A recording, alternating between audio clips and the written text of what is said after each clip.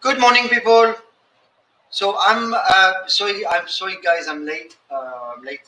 We had a lot of event today. James is rejoining me in a few minutes, and I'm finishing something.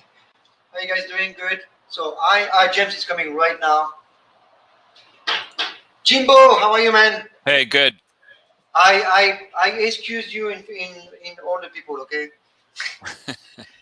So I was like, I'm sorry, chef. I had an event. I had two classes today. I just finished at 3, and I could not get into my software onto my stuff. So I'm so sorry. Oh shit. But well, what do you want to do? Do you want to go ahead and do it, even though we're late, or should we skip it this week? And I was thinking, let's give we have a half an hour. Let's talk about what we plan. Okay. I know we want to talk about Cesar closing. That's important. We had to talk about what. There was something else I wanted to talk today. Remember? The Egyptians. Yeah, the Egyptians are back. Okay. And I did some truffles today. Oh, cool. Chocolate truffles. You mean you went out in the woods with a pig and you got them? Yeah. Ooh, very nice. All right, so. I hear chocolate's good for you. Super good. It's amazing. All right, people. So I wanted to let you know that what Cesar is closing for 2 months. 2 months, maybe less, but certainly for a few weeks. I suggested that our target date for reopening should be the day after Inauguration Day, but we'll see if we make that or not. Hey, this big news today is, no one talks about it because it happened a long time ago, but today is Pearl Harbor Day. Oh, wow. Okay. Yeah. What's I was wondering, how am I going to celebrate? And I thought, well, should I have a luau? Have some Japanese food? And I thought maybe I'd mix up a batch of kamikazes. What do you think of that? Is it today, really? Yeah, December 7th, the day that will live in infamy. And that's how America got into the war, right? Yeah, it was certainly a big deal at the time, and there's a lot of people that say that we knew it was going to happen and that we pushed Japan into it. And I don't think it was a crappy thing to do, but I don't think we were totally blameless in the whole thing. But the Europeans were very happy because it is what really pushed us into the war. And I think the French and the English would have been in bad shape if the U.S. hadn't gone in. Well, we already kind of lost everything. So. Yeah, it was bad. So anyway, it was a long, horrible war. I'm glad it's over, but we still celebrate Pearl Harbor Day. I don't know why, except that I always remember the date. How do you do that? Because I have a memory that is photographic. And I thought you were hearing, you heard an airplane and you're like, oh, that reminds me. I knew a guy that was at Pearl Harbor during the attack. He was a navigator on a ship. He wasn't on the ship at the time. He was in the barracks, but he told me about it. He said it was just crazy. I mean, oh my God, that's like, yeah. Well, he said for a long time, no one really knew what was going on. I mean, you can imagine it was just, especially if you were right down at the bay, it was obvious what was going on because they were blowing ships up. But if you were inland a little bit, you just had no idea what was happening, and must have been. And nobody was in war yet. I mean, except for the Germans. No. In war yet, yeah. So it was crazy. Anyway, right. so yeah. So I had a question. You? Yeah. The ancient Egyptians were an amazing people. They they developed a lot of things. They did a lot of experimentation with brewing. I don't think they invented beer, but they certainly perfected the art. And they also had a lot to do with coming up with distillation. Them and the Arabs, I think, were both doing that, not necessarily to make booze, but to make other things. But Well, booze was not forbidden before. It became forbidden after. right, And, right. Well, and also the Arabs were more making perfumes than alcohol. But the question is, how healthy were those Egyptians? Is it something that should be emulated? They drank a lot of beer. They ate a lot of bread, mostly bread. What do you think? so that's one thing that's interesting is because they were eating a lot of bread and drinking beer. In general, the statues that you see are pretty big.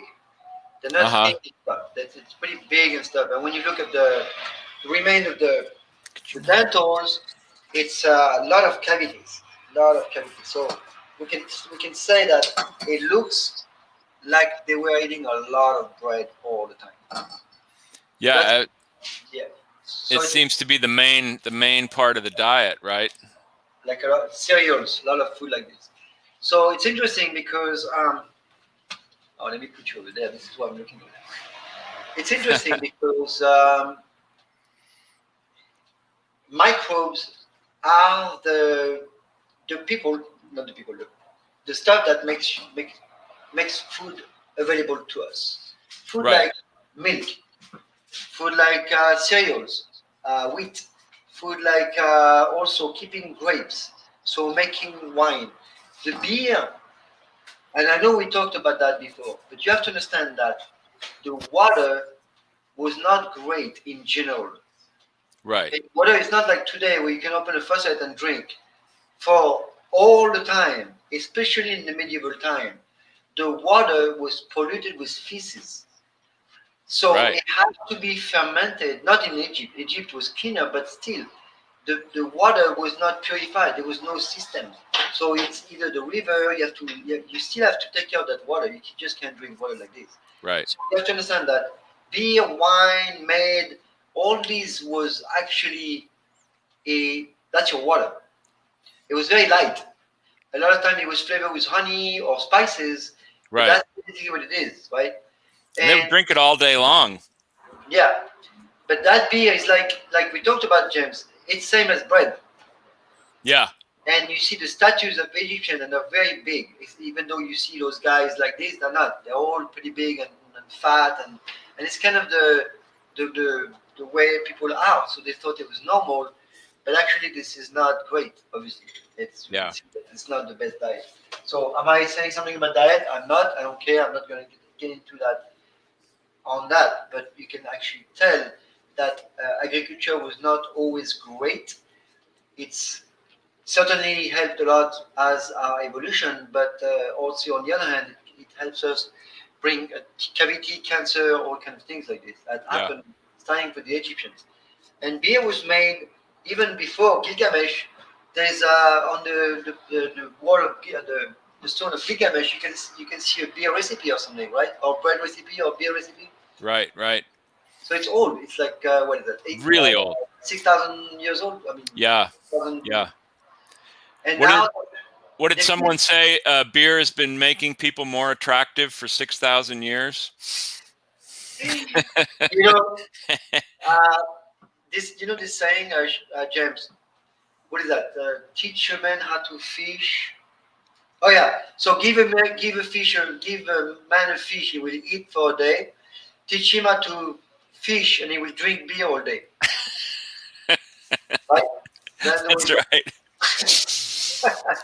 So I was just doing a bunch of reading about Egypt. I was rereading Antony and Cleopatra by Shakespeare, and I Oh was wow. reading some essays about Egypt, and it talks about how it's really incredible that because it's such a desert country, and yet there's this incredible river that runs down through the country, the Nile. And what happens is in the spring, they get heavy, heavy rains, and the Nile overflows its banks. And they depend on this. They hope for it every year. It overflows its banks quite a lot. and when it recedes, it just leaves this incredibly fertile land. So on each side of the Nile is just this long strip of lush, beautiful farmland with lots of, trees and wildlife, and that's where they grow all the food. Apparently, they have to grow long food because it's a long, narrow area. So maybe they only grow zucchini. I don't know, but Long zucchinis. but that's how they do it. Because you think, well, how does Egypt produce all this grain and everything when it's a desert? But that's how it's a natural irrigation Well, system. deserts have evolved. The desert that we have today, the Sahara, was not a desert. Right. The Sahara was a forest. So you can see the evolution of man following either the forest or temperature. And Right. at some point, they went into the cold. We lost our color, our beautiful black color that we had, to become white as a. In France, we say white as the bottom of the bathroom thing. Yeah, it was all black before that. Okay, because Yeah. we protect ourselves from the sun. That's basically what it is. Yeah, I descend from a northern people, which is very unfortunate because I'm white as a sheet, and I've always hated that. I don't care. I don't care. I don't. Well, I don't care I don't that care much. personally, but the fact is this: we were all black at the beginning. Yeah. We were very dark, and the problem with black people today, in the sun, not in life, in the sun is they have too much melanin, and they can't get the vitamin D count like we do. Oh. So they have to get more. So they have to get more vitamin D, and because they are used to very hot temperature, not they. In the old days, that black skin was to protect from the sun. Right. But now they moved to, like the slaves, they moved to Norway or France, or they got sick. First of all, a lot of them got sick and died, and they can't make that vitamin D because there's not enough sun. It's like 1 hour a day, and so that changes a lot of things. Anyway, That's very interesting, and it's also interesting that there are so many people that have a bigotry against people of color, that is something that is very and they strange. don't realize that's what everyone was. We all descend from that. So what are you prejudiced against? It's so stupid. Yeah, yeah. Racism is worldwide. It doesn't have to be color. It's racism everywhere. It's a kind of mental illness. I always Yeah, think. it's not a color thing. I mean, you have Yeah. everywhere. Yeah. I had a friend used to come to Cesar. Remember those really cool people? This black couple that was a TV host. Remember these Oh, people? They I used to don't come know. here. And she said she was talking one day, and she said, I went to Guadeloupe, and she said that she was amazed to be the majority. Oh, And yeah. it felt very strange, and I didn't even realize. I'm like, wow, yeah, like it doesn't even down on me. I mean, I'm always like, but she was like, it was strange to walk around as a black person and be surrounded by black people because I'm not used to that. So all of a sudden I was the majority and it was awesome. And I'm like, oh my God, I never thought, I never thought of it like this. Right. And I've been Right. to Africa, so it is anyway. So for color skin, that's what happened. Okay, and we were all black, very dark, and the darker we are, that means there was more sun. And as we traveled we went from the steppes to the forest to the jungle. Then we lost our color, obviously, and and then we gained hair. The colder it was. Oh, that's interesting. Yeah. So you Yeah. can see how like the evolution is interesting. And now we're de-evolving. We're losing hair. I am definitely for sure. So I am the secret link. All right. Anyway, so yeah, Egypt, fantastic story. I think I want to do something on Egypt. I love this. I actually absolutely love the Egypt history. And when you see a civilization like Egypt, what is the most remarkable is they came and they went entirely. They are Oh. gone. There's no residual. Because what happened to Egypt? They were as soon as they were conquered by Romans put one of their people, Ptolemy, as a pharaoh, and that's how we completely we have no idea what the civilization is, what the ancient civilizations. Right. And one of the funny thing on history, and I know we are completely off subject, but Moses was at the time of. So the history is interesting because it's not sure if it's Ramses II or Akhenaton. And you know Akhenaton, and I'm sorry guys, but we're full in Egypt right now. Akhenaton is the only pharaoh that believe in one God. When you look at the time frame, it's about 1300 something 50, and it's about the time where Moses was there. Moses was either there or before. Uh-huh. But it looks like it's interesting to see that first pharaoh believing in one God, the God of the rain or the God of Right. sun, and then after that everything was destroyed to back. After that there was Tutankhamun or something. Yeah. But Ramses was before that. Right. So it's interesting to see that, and all of a sudden is Moses in. Like, okay. It's also interesting, Cleopatra.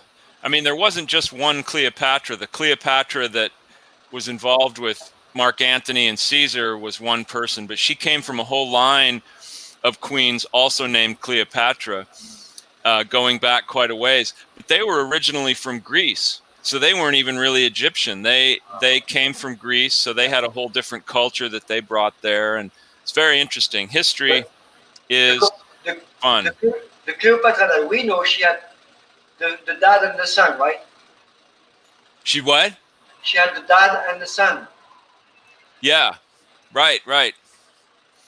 Yeah. And Interesting. she had babies with both of them. Yep. Yeah. Well, she ruled with her brother for a long time, and they were married. They were officially married, Right. although she didn't. I don't know how much that was, physical or not. I think it was just Right. a legal thing. But it was very weird, very interesting, very weird. Well, Anyway, she was supposed to be very beautiful. There are statues of her that claim to have been taken from life, and if it's true, then she was indeed very, very beautiful. well, she got Caesar and Mark Antony. That's Yeah. all right. I remember it all so well. No, this is good. I love Egypt, and I'm sure we can do something about the Egyptian food. Maybe Yeah. I'll do a little recipe when we have a chance to do some. Maybe we do baklava, some type of baklava, not the baklava. Well, I was almost invited to go there because the Egyptians were the Egyptian government. They were really making an effort to market their olive oil better, because they've always produced olive oil, but there were these producers that wanted to produce really good olive oil, put it in fancy bottles, get into the whole market of selling expensive olive oils. So they came to see me at a trade show, this whole contingent of these Egyptian guys who were all olive oil producers, and they wanted my opinion. They wanted my opinion about the labels and how to get into it. And they wanted to do a whole press trip where I would go to Egypt and visit all the olive oil groves. I want to go with you next time, man. And it just didn't come to pass. It somehow it didn't come together. But I told them, I said, yeah, I'm on board. I would love to go to Egypt. It was, I didn't even care. It wasn't particularly a great time for Americans to be in Egypt, I understand. Yeah. But I didn't care. I thought, I'm there for the olive oil. I don't care about the politics. Whatever. But it would be so fascinating to see. I'd love to visit Egypt, the pyramids. I went to Nueva. I went to Eilat. Eilat when it was still Egyptian. Oh, yeah. Yeah. Now, of course, it belongs to Israel. Huh. No, I'm sorry. I went to Eilat when it was still Israel. Oh. Sorry. I've been to Israel a couple times, but I've never been that far south. I went all the way to, what was that? I forgot. I remember I was there, and I got bitten on the butt by some weird fish. Something. Really? And man, I got so scared. I went like at the cartoon on the water. I'm sorry, I was so freaked out. Something bite me on the butt, and I had mark. I have no idea. I didn't even see. I don't know. I just like, what? No. Sure, it wasn't a crocodile? Yeah. No, it was some type of, I don't know. It's not like a teeth. It was like a, I don't know. Like a suction thing? Yeah. That's funny. Weird and scary, man. Well, you must have had a cute little butt, and it just was attracted to it. Very hairy butt. I don't know who would get it. Some fish are blowing. All right. Well, you know what? Yes, go ahead, Chef. I have a quote here that I want to get your opinion on, because I have my own feeling about it. A woman named Lako Bars, who I know. I don't know who that is, but Yeah, anyway, she said, when baking, follow directions. When cooking, go by your own tastes. yeah, right. Great. So, and actually, thank you. That's a great question because I will. Oh, we have comments. So, yeah. We have comments. Jessica was blind for a long time, and now she can see. That's great. I'm glad. Listen, we have. I forget the question, chef. Well, Baking, yeah. So baking is like people get very intense about baking and following all right. recipes. Like if you don't follow the recipe exactly, it'll just No, be a disaster. it's not that true. I learned how to do baking. I mean, my first baking was a with a chef that was kind of a Nazi type, an idiot, very very. Uh-huh. And I was like following, I'm like, okay, no, I understand. Pastry is like this. And then of course one day I had to make a scone at my son's school, and I go with all my stuff, and I forgot my recipe. And it was not an easy internet. It was not like it was what it was 10, 12 years ago. I could not access my recipe online. So I Right. had to figure it out. So I knew that flour and water is the dough. I knew butter had to go in because, and I've done scones before. I just didn't have the recipe. So I kind of started to put that together, and I was like, I guess it feels right. And then I shaped them over, and I'm like, okay, you know what I mean. And then that day I realized that it's not such a big deal. Right. It's not. Oh, sorry, Jessica, she left already. It's not such a big deal. It's really when you do precise baking, yeah, you want to measure everything. But I have done baking kind of like roughly. It came out pretty good. You need to be able to feel that dough and know what's going to happen to that dough though by feeling it. Right. Also, the batter you need to be able to feel it. And for example, in my experience, a batter that feels like thick, heavy cream, perfect. Yeah. If it's too thick, that means it's going to cook faster. That means I might go higher temperature for lower time. If it's wet, too wet, I might go lower for longer. I need to dry that. You know what I mean? So you Right. kind of gauge. So yes and no. Cooking is all all interpreted. I mean, Well, I think in baking it's more important to understand the ratio of things, like how much fat is needed with so much flour. And I think you can juggle a lot of that stuff. I mean, for the most part, if I'm going to bake a cake and I have a recipe, I'm going to follow the directions. exactly, But I exactly. don't necessarily measure everything exactly. I kind of eyeball things sometimes, and I've never had a cake not turn out, and I've certainly, you know, experimented. So I if you think want with to take things like bread and quick breads and things like that, pastry dough, like you did the other day on the show, I think you can be a little bit more flexible with those kind of things. well, you have to. You know what? You have to know Yeah, what I to. think it's important to know how things feel and work. So I think that's much more important. I think people get too enslaved by recipes, where they're afraid to experiment and they're afraid to go off. So if I had to say something about baking, if you follow a recipe in cooking, probably we will be wrong. If you follow a recipe exactly on baking, it will be right. On cooking, you need to kind of because if You I go in really the oven between 7 and 12 minutes, then you need to figure it out, right? right, right. Because nothing is carved in stone, and it's more important to know like what your vegetables should look like and sound like, what the meat should feel like, etc., than it is to say an exact time. And I think that's why when people write recipes, they don't give exact times because you can't, and it depends on the weather, it depends on the altitude, it depends on the piece of meat. Yeah. Maybe it's a little bit thicker piece of meat than they used in their. So you have to give some leeway, and I think people get a little too uptight about recipes. Well, recipes are impossible to write precisely, so you Yeah. understand. Yeah. Like when everybody, any of my chefs or I do write a recipe, I have to really average and kind of like, all right, I'm gonna put, yeah, because you don't know. I don't know what type of tool you have, what type of power. You know, a pan like this guy, a heavy bottom pan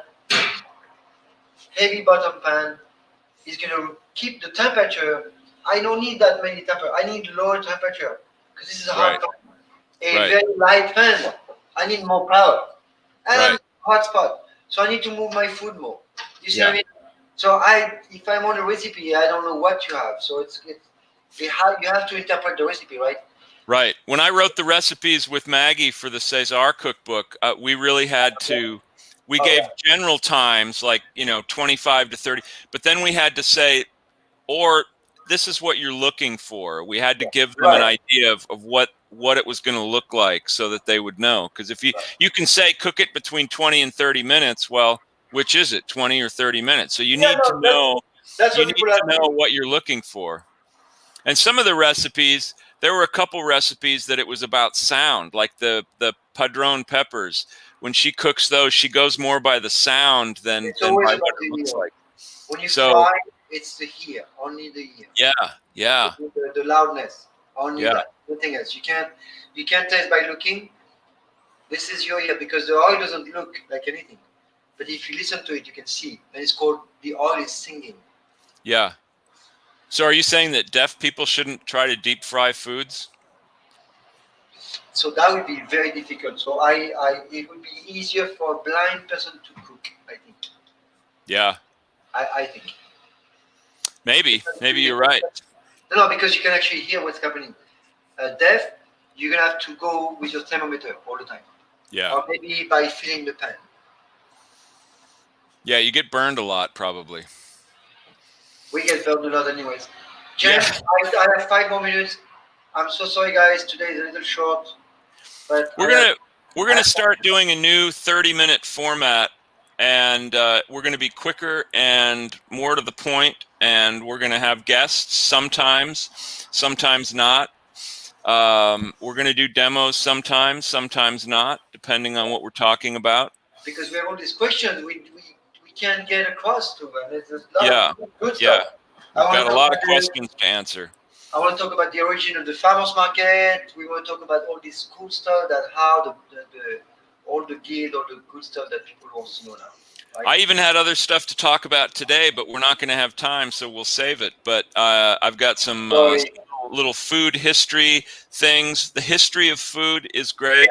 Yeah. I've always said that the history of food is the history of the world, and quite a lot of the Right. exploration and Right. occupation has been done in the name of food. Look at spices, the great exchange of food between the old world and the new world, the hunt for tea, coffee. Spices. These were major movements in human history. Of course, people were also looking for diamonds and tin and gold and everything else, but food was a big part of it.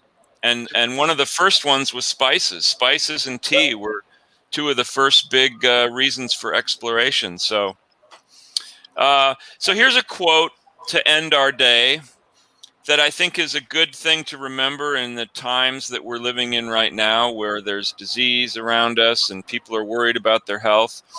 And it's a funny quote, and it's by the movie star Meryl Streep, who I think she has 4 children. She raised 4 kids, who miraculously enough, considering what a huge star she is, her kids, from what I hear, had a pretty normal upbringing and are pretty well adjusted kids. Anyway, her quote is, "It's bizarre that the produce manager is more important to my children's health than the pediatrician." Of course. Truer words were never spoken. I would say the farmers, but yes. The farmers, yeah, but anybody that Yeah. procures for Yeah. you fresh food, it's much more important what you're feeding your kids and how they're eating and what they're Right. eating than it Right is by now, how many doctors they go to. right now, it is super important that everybody eats like really good food, Yeah, real food, and it's like, yeah, this time there's no alternatives, huh? She always has everything. I have to admit that I indulged a guilty pleasure today because I really needed it. I went and got myself a really juicy hamburger. But I'll Where? tell you, it was a great hamburger, and it was Yeah. good meat. It was, Where? I went to Barney's. Oh, Barney's. You know he changed his meat, by the way. He did. Yeah. He's spending a lot of money on his meat, man. He told me, he's like, oh my God, I don't know how I'm going to make money with those burgers. Yeah. He got some crazy grass-fed, oh my God. It was delicious. Yeah, And no. He's bought a new meat for, what, last 6 months or a year? And he was Yeah. trying to figure out how he's going to make it, you know.